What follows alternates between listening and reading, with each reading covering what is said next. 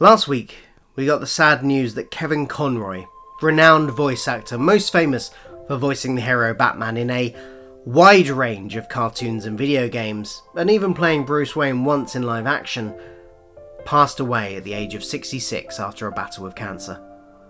He is often cited by many my age as the definitive Batman.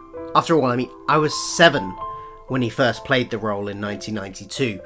Toys based on Batman the Animated Series filled the toy aisles in Toys R Us. And yet, I had never heard of Kevin Conroy as a child. I don't even think I saw an episode of Batman the Animated Series while I was a child. And even if I had, I'd never really been the type of person to pay attention to who the actors behind the characters were, especially with cartoons. My lack of viewing of BTAS, that's Batman the Animated Series for future reference, wasn't due to no interest. Some of my friends had the toys, and I envied those toys. They were great. I liked Batman generally. I had seen repeats of the 60s Adam West show. I had a Batman costume as a kid that I wore all the time, and I wanted to see those 90s movies. I was a little too young. But TV, it was a different beast in the early 90s. You couldn't just go to a streaming service, search for the program you wanted to watch, and it was there. The main place to see shows like this was on satellite TV, and my house didn't have that until the very late 90s at least.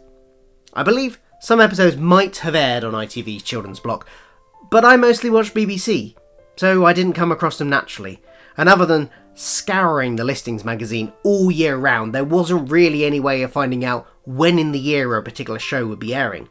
Most of my viewing as a kid was by chance rather than appointment, even of my favourite shows. And if you missed a show or an episode of a show, that was your chance to see it gone.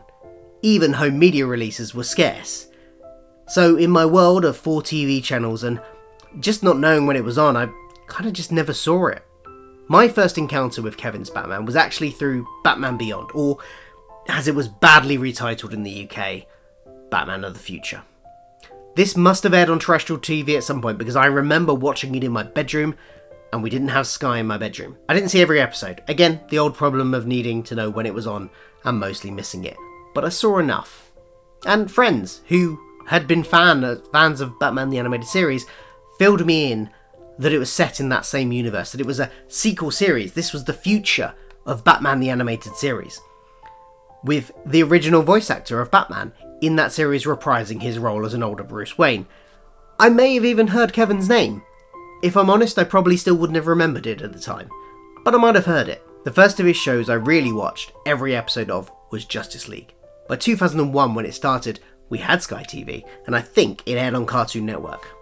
By this time I was 16, but still very much enjoyed watching shows like this, and I still don't think I could have told you who played the characters though, even though I now had the internet at my disposal. Justice League's sequel series, Justice League Unlimited even, aired while I was at university.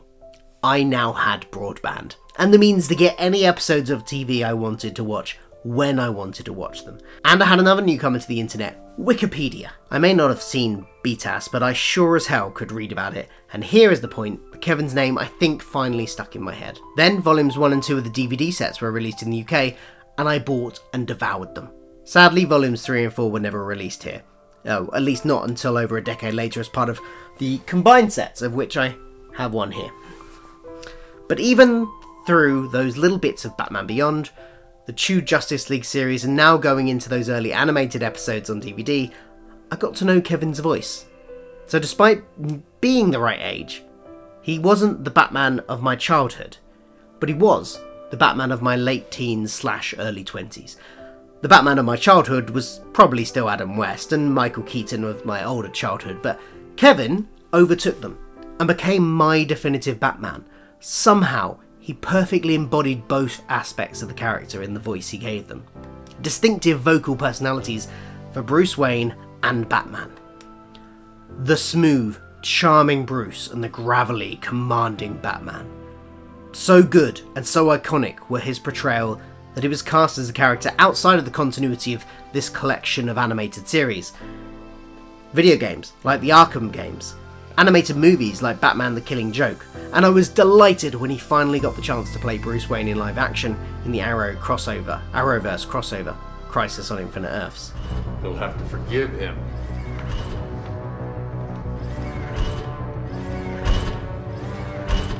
We're not used to having guests. He has played Batman more times and over a longer period than any other actor. He's the only openly gay man to play the role. If you've seen Batman at all in the last 30 years, his voice has been all over it. Is it any wonder that he's often referred to as the definitive Batman, even for those of us that missed out on him in our own childhoods? And it's strange to think we've heard the last of his Batman performances. It's been a great 30 years.